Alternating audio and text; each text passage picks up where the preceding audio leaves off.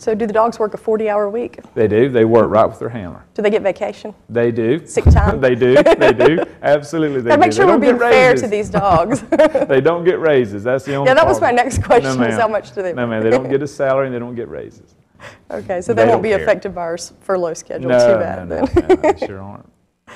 Okay, well, we've talked about the ways that they help with crime fighting, but do they also help, I mean, we don't want to think of a dog as expendable, obviously, but these dogs save lives, right? Absolutely, they do.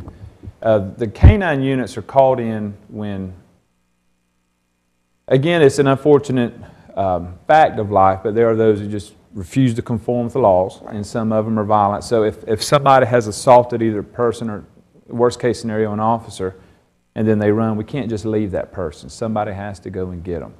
And that's when you call the K-9 teams to go and deploy. In my experience with animals, you can track up to somebody, they can see the dog coming and still refuse to go along with the program. Well, at that point, they have to be controlled. And without the dog, it would be me and that person, maybe with some pepper spray, maybe with an aspeton.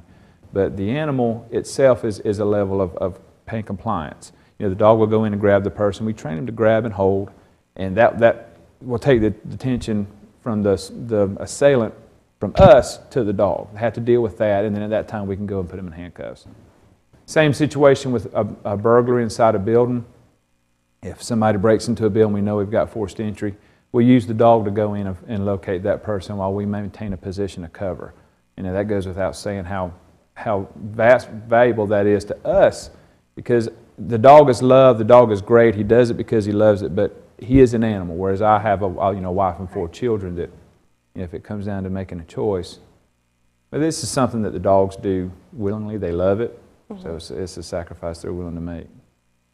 And have we had any dogs perish during incidents? We have not, no ma'am. So it's not something that happens? No, it's very rare. It does happen, but it's very, very rare. We've had some dogs that have been injured, but you know, law enforcement is not, sometimes it can be volatile. Sometimes, you know, things can happen, and it's just the nature of it.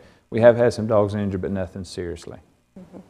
So you guys are partners, essentially, Absolutely. The dog and the handler. Tell me about that relationship. I know that's a special one.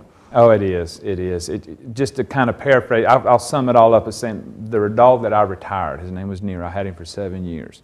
And towards the end of our career, I would hear he would be in the back sleeping. He was an old man. He slept most of the time. And I had to do the driving. Well, there would be a call come out on the radio that I knew would probably require a K-9 deployment, and I would start that way. No lights and sirens, nothing different from what it has been where he's been sleeping. But my adrenaline would start flowing. Well, that's something that over the years of being with me, he would sense that, and he'd get up and he'd start pacing. Oh, that's amazing. And I would laugh. I'd say, "Oh, man, what are you doing? How do you know?" And he would just sense it from my adrenaline. Yeah, especially when you get a fairly dominant male and a new handler, you have some headbutting beginning of the career, but as it goes on, it just smooths out, and you can have dogs that you train to roll over and sit and do these obedience, but when you go into harm's way with an animal and you battle together with somebody that is trying to hurt you, you develop a bond. You really do. It's hard to put it in words. So is he part of the family? He is. Yeah, he is. He still chews up stuff just like a puppy, digs holes. Oh, my goodness.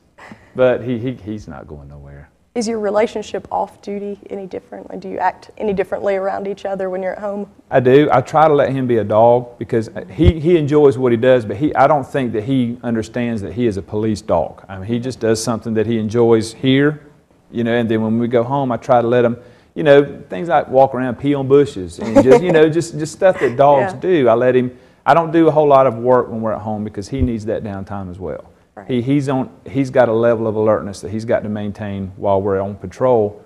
When we come home, I put him in his kennel, I put him in the yard, I had a fenced-in yard, and just, Nero, I'll see you in the morning. Here's your food, go be a dog. And I'd come out and love him, that my children would love on him, but I didn't expect things of him at home that I would require of him at work. Right. We all need that downtime. We do need that downtime, even animals do. So what happens to the dogs when they retire? Well, they go with the handler. I mean, that's without question because you developed a bond with this dog, and the sheriff's office knows that. It's not something that we would auction them off or have them put to sleep. But we, of course, I assume the responsibility for the animal. I sign all the liability stuff. But he's then retired and relinquished ownership to us. Okay. Well, tell me about maybe a rewarding experience or an incident that you've had that's really bonded you with your dog. There have been several times where Nero and I have literally fought with people in perilous situations, but I can remember one time, it was in the late February in 2004, I believe, and I was working in Savannah before I came to Hall County. And we had an Alzheimer's patient. It was an old man, and he had walked out of his house. And this is a scenario that you train for, but a lot of times we don't find them in time. Right. And that's just unfortunate, especially with inclement weather. It was cold and rainy, and Nero dogs go in slumps. Sometimes they track real good, sometimes they don't track so well. And it's just like us. He was in his slump, so I was worried. Oh, I was so scared. So we pull up, and he led me right to him. And the guy was sitting at the edge of a canal, and we were able to find him. Wow. And that was probably the most rewarding thing, because, yeah, we've caught bad guys, but we saved that guy's life that time. Oh, that's awesome. That was pretty rewarding. That's great that they're not just catching the bad guys. Because that meant a lot to that man's family, It did. I'm sure. That man's family, yeah, it sure did. And Nero, I think Nero knew, because generally he's pretty keyed up when we find somebody, but he kind of relaxed, and he didn't try to aggress the guy or nothing. He just... You didn't need to apprehend him. Nope, didn't need to apprehend him. Certainly didn't. Oh, that's terrific. Yeah. Well, I enjoyed speaking with you today. I've always been interested in police dogs. I'm a dog person myself, so it's always been just a point of interest for me. So I was excited to do this show. Well, thank you very much. Thank you so much for having me, Nikki. Come here. Chick. Pop. What's up, boy? Another facility that uses the K-9s extensively is the Hall County Correctional Institution, which primarily houses state prisoners. The dogs have similar missions to the Sheriff's Office, but there are subtle differences in the way they operate. At the Hall County Correctional Institution, we are tasked with the safety and security of all persons in our facility. We also assist outside agencies with search and recovery of missing persons or inmates.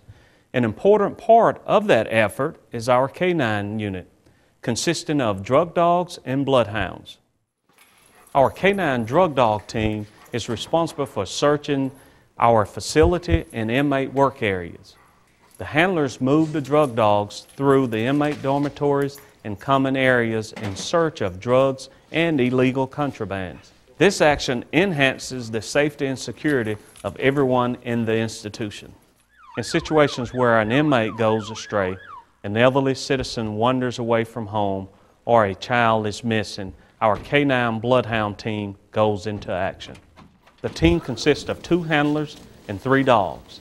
The Bloodhounds will follow a scent of a missing person over any terrain or in any weather condition. The team trains several times each week and are ready on a moment's notice. The K-9 unit of the Hall County Correctional Institution plays a vital role in the safety and security of the inmates, our staff, and the citizens of our community.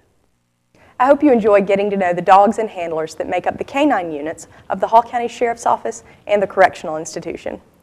We've learned today that these dogs have an incredible amount of knowledge and intelligence, most of which is due to their trainers' expertise. And we've seen the important role these animals play in the safety of Hall County residents. Thank you for watching our show today. For Hall County Connection and TV 18, I'm Nikki Young.